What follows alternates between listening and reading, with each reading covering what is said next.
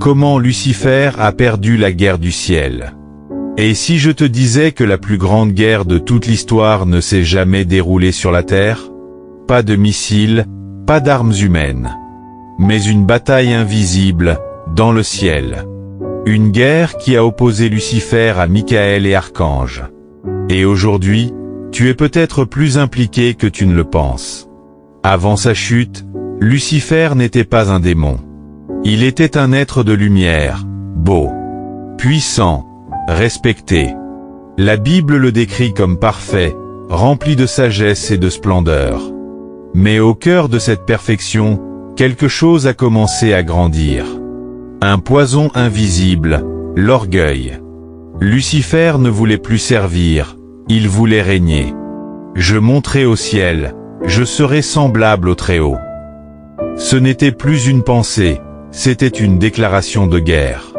Et il n'était pas seul.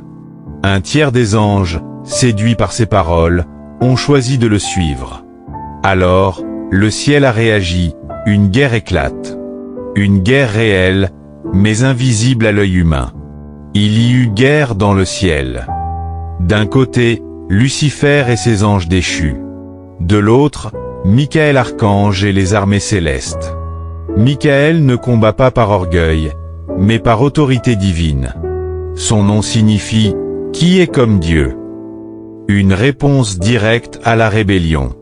Lucifer perd.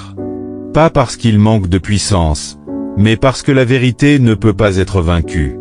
Il est précipité du ciel.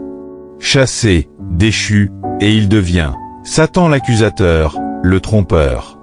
Mais cette bataille ne s'est pas arrêtée. Elle a changé de terrain.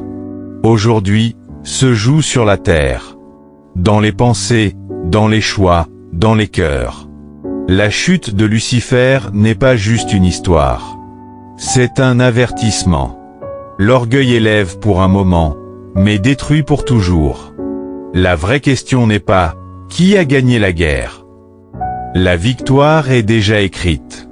La vraie question est « De quel côté es-tu »